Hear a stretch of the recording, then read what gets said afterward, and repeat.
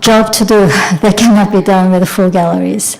But anyway, I cannot compare our museum with a British museum because the both is different. British Museum was built on a different, historical background for a different purpose.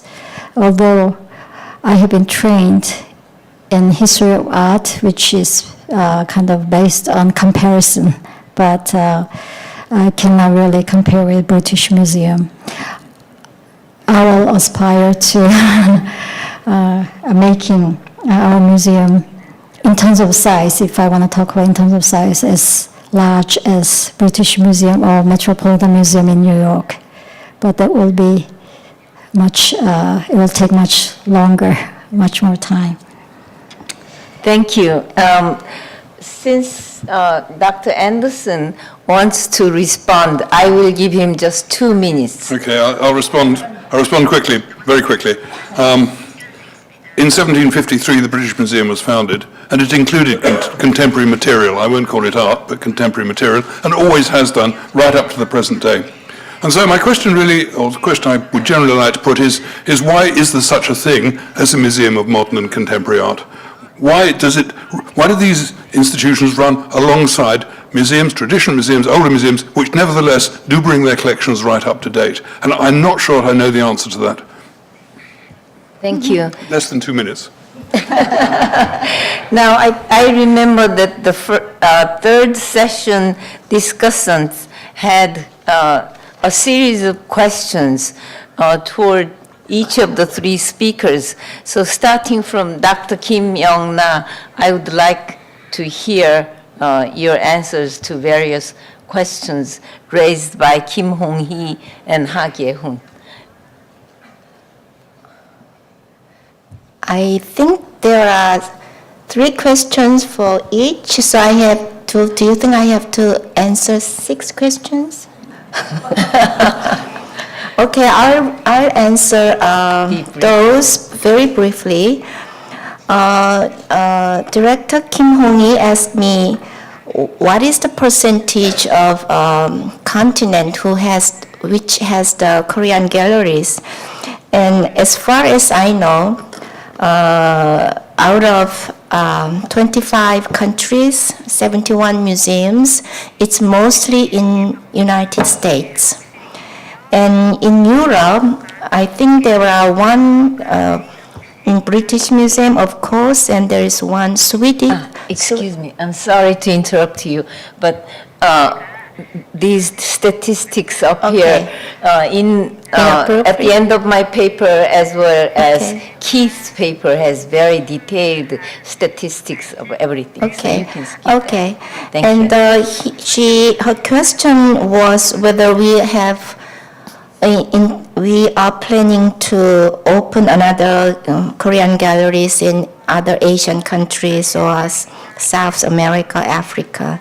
But I think when you plan to open Korean galleries, they must have some collection. Without any collection, I think it's not really possible to open Korean galleries. And then we have to learn our collection all the time, and I don't think it's a very good idea. But in terms of Asian museums, there is Tokyo National Museum just renovated Asian galleries, and then there is a Korean section in the 3rd floor. I think that is the only country or only museum that has specifically have a gallery for Asian collections. There is in case of Singapore, there is Asian Civilization Museums, but it's not divided into country. It's more like a general thematically divided. So I don't think that we can count on that. But there is this meeting between Japan, Korea, and China in among national museums, and next year we are going to have a joint exhibition of ceramics in Tokyo National Museum.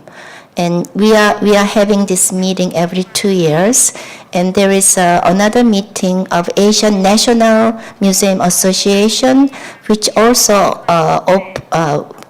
have a meeting every other year. So we have these gatherings and meetings each other, but none of us really are ready to have these special galleries for each countries. Although in case of our National Museum of Korea, we have a Department of Asian Art, which was established in 2005 when we moved to Yongsan. And there we have Japan, China, India, Southeast Asia, and Central Asian collections on view all the time. It's our permanent collection. Although we have not a very strong collection, these days our main focus of acquisition is this Asian collection. We are buying things from New York or London auctions primarily. And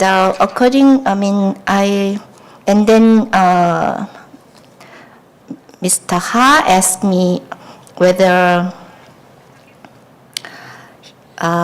we are planning, I think it's actually the same kind of question, whether we are planning to show other variety of cultures, just like what Louvre does when they establish Islamic collection. And so we have this department, Asian art, but we don't think we can really start to collect Islamic or some African art. So I think we are just trying to build more our Asian collection for our primary focus area. And then he asked me about whether we are also planning to collect like costumes or musical instrument. And we actually have, besides our National Museum of Korea in Seoul, we have 12 other regional national museums, which are under National Museum in Seoul. And Daegu Regional National Museum, and every museum has a kind of specific focus area, and costume is the primarily collected by Daegu National Museum, because Daegu is the city for textile industry. So each museum has a different focal point, and so costume will be collected by Daegu, and some like a modern art, modern painting and calligraphy will be the special area for Gwangju National Museum. And so there are this kind of diversified areas for each museum of among national Korean museums. And then he asked me whether I'm considering to mix with the traditional art with the contemporary art. We already started a little bit. So there is a photography by Gu Bon-chung is now on the display with other Korean ceramics. And in Chinese gallery, there is this video artist called Yi Nam. He will, if you look at his video, it's based on Chinese painting, but then it's moving. So there is a bird flying, and the streams are kind of going down, and so a lot of people really like this work. And then there is another big kind of a big lobby that we plan to invite contemporary artists who is trying to inherit or trying to used traditional technique but into a contemporary vocabulary. So right now there is a really gigantic mural ceramic. It's like a ceramic piece, but it's a kind of between painting, sculpture, architecture. It's a very large scale, and this artist, Shin Sang-ho, said that he is using traditional technique, but he's trying to overcome what is the limitation of traditional ceramic, which is ceramic has to have a function. It's very small, but he make it very large, and it's very decorative. It's not, that doesn't have any function. So every year we are trying to show contemporary works that is based on aesthetics or techniques of tradition, but made it very contemporary. So that is our plan. Thank you very much. It was a little too long, but I forgive you. And there were some questions directed to Dr. Chung Hyung-min, but I think since she took the podium, I will direct the microphone to Dr. Lehman. And a lot of the questions that that were given to you, I don't know how, can you be selective? I'll try. The way I heard the questions, most of them were about process. And for us, that's a particularly important question because we are always working at balancing a nearly encyclopedic museum with the contemporary world and our contemporary audience. We adopted several years ago a statement, aside from the mission statement, but in a way a statement of purpose, which was that our goal was to make art make sense of the world.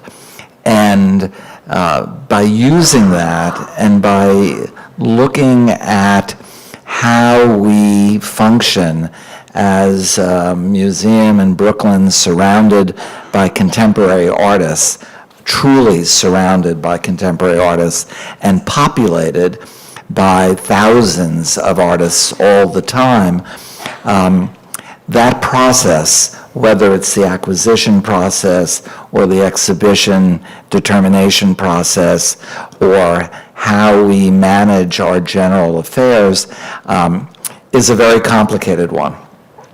In terms of acquisitions, because the collection is so large and rich in almost every area, every acquisition has to serve more than just the purpose of filling a niche or completing a collection or buying something that we don't already have.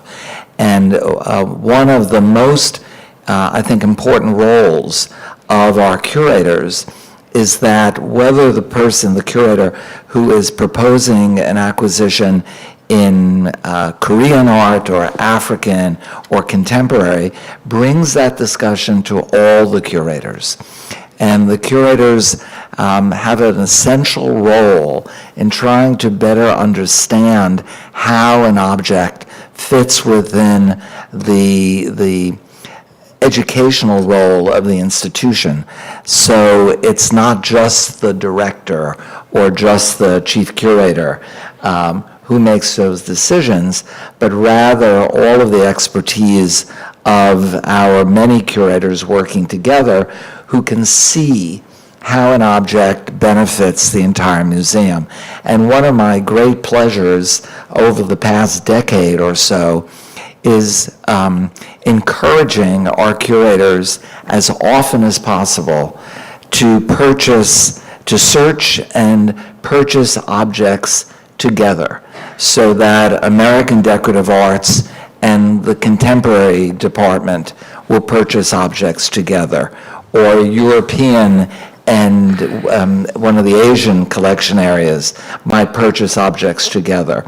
I always think that if you have three curators who want the same object, then we've really hit the jackpot. And we'll move those objects around from collection area to collection area or galleries to galleries where they serve a very different both visual and intellectual purpose.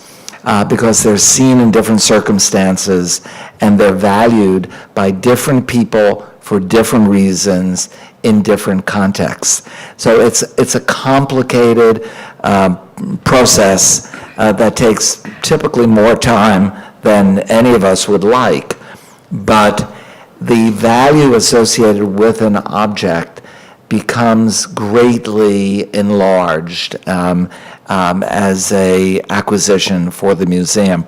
The same thing is true with exhibitions. Our exhibitions need to serve a purpose other than simply increasing the bibliography of the curator who proposes the exhibition.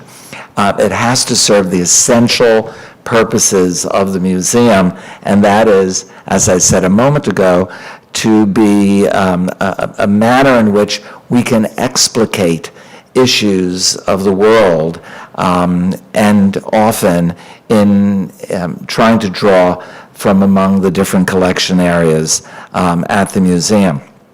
We're very lucky in that the contemporary world, in the United States at least, at this point centers in Brooklyn. I may have some debate from some of our colleagues about that, but I think I would stand firm on that, and that we draw so many artists into this discussion, that both artists, visual artists, writers, musicians, who help us through their insights, and we have panels of these artists and others who meet with our curators and meet with our educators to keep us sort of on top of what's going on right now and to better understand the questions that are being asked by our public. So we try to address those questions through the means that we have at our disposal, which is through our collections and through our exhibitions and through our educational programming. But it's, we are, in the sense of being more than just a historic art museum, the process gets complicated, but we hope we have good results. Thank you, Dr. Lehman. Sitting here all day, I am entitled to ask you a simple question, and that is, in my former life, I was an artist. So what does it mean? You have this, in your logo, B I can identify, but what surrounds the B alphabet? Can you answer that? Yes, quite easily, actually, because I'm asked the question all the time.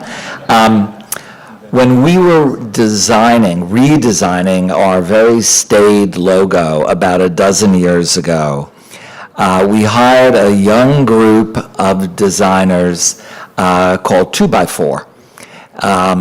And they worked very hard in trying to come up with a logo, and they came to us and they said they failed because they couldn't represent the museum and all the activities at the museum with a single logo. So instead, they produced 12 swirls, the one that you know and 11 others. I have a card with me that can show all of them. The only constant is that in the center, the little vacuum in the center, is the B for Brooklyn. Because for many years, Brooklyn, for a century, Brooklyn was never known as the Brooklyn Museum. It wasn't known as the Brooklyn Museum of Art. It was known as the Brooklyn, just P, just a B. So this logo pops out of all of our staff's computers on a totally non-program basis, so that every time a letter goes out, there's a different logo.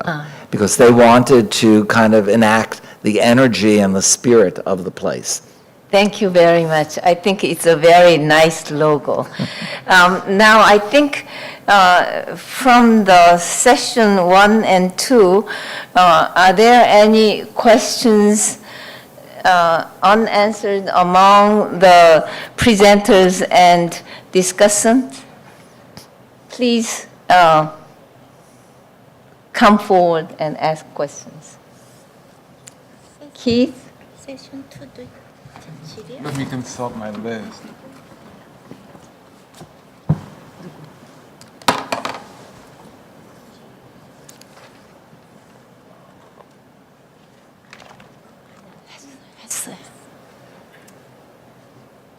Keith, are you brooding? I'm looking over my list of questions to see if there's something pertinent. We only have less than 10 minutes left. Tim, why don't you go next and come back to me?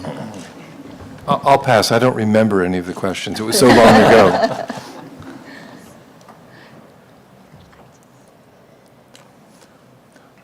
Oh, I did think of one thing, very, very practical, and so it's kind of timely and appropriate for today's topic. And that is, as this new program of internships in museums abroad begins to supplement the Korean Curators Workshop, so far, I mean, we were just asked to join the group, and I don't know if there's been internal dialogue between the member institutions, but I think it might be useful for conversations between the member museums to develop both shared and independent guidelines so that there might be a real long-term reason why a string of curators would, for example, opt to go to the Asian Art Museum working on a longer-term project, so they might have more than just a one-off internship, intern coming from Korea, or developing kind of shared guidelines, like you said, Sung-mi, about 6 months versus 1 year, what would be more appropriate, so that we might be invited into those discussions with the foundation across the museums. I can answer that question briefly, and that is, if you go into the website of Korea Foundation, there is a section, and you are supposed to apply whether you are an individual or an institution, and if the two, an individual and an institution matches, then you get to have an intern or a series of interns. I think Guggenheim Museum also had an intern from Korea Foundation. So it's not just limited to the Asian Art Museum San Francisco. Oh, no, I know that, but what I'm saying is, rather than the Korea Foundation being the sole hub, that maybe the different member museums communicate directly between themselves to help the foundation supplement guidelines and goals for the program. Do you get what I mean? Yeah, I think that is possible, and maybe you can initiate the program and talk to the Korea Foundation and put an appropriate section or item in the Korea Foundation's website. Then it can be done more efficiently. I think the idea of that program as a supplement to the workshop is a really good one, and I think it could be developed into something very robust.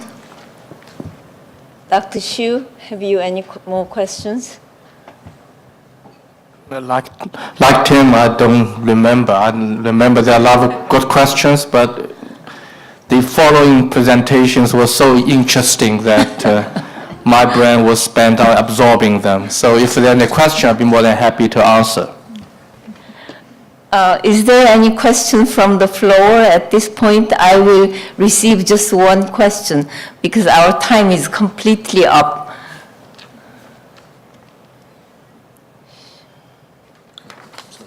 Well, is that all right? if we end our session here. Thank you very much for all the participants and discussants, and above all, for those who kept the floor so full all day long. Thank you very much. Thank you, Professor Yi. That concludes a long day of conference, and the Korea Foundation is deeply appreciative of your attendance and support for this conference and Korea Foundation's programs. We hope you take away from this conference all you came for and more. Once again, thank you, and we hope to welcome you back to one of these gatherings again in the future. Thank you very much. And then I have an announcement for the workshop participants. Ms. Ho Jung Lee would like to see you up front. I think she's going to give you something. But and the speakers, for the speakers, your car is waiting downstairs to take you to your dinner. So one of our staff will be outside waiting to guide you to your car. Thank you.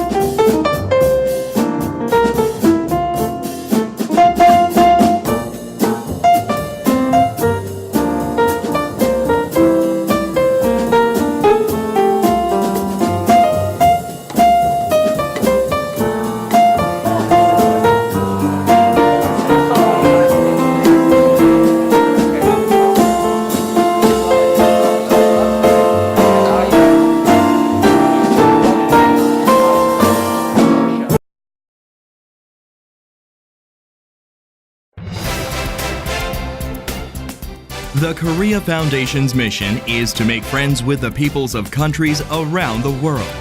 Particularly, the Korea Foundation at this time strives to expand its cooperative relations with the middle power nations to play a leading role among these countries.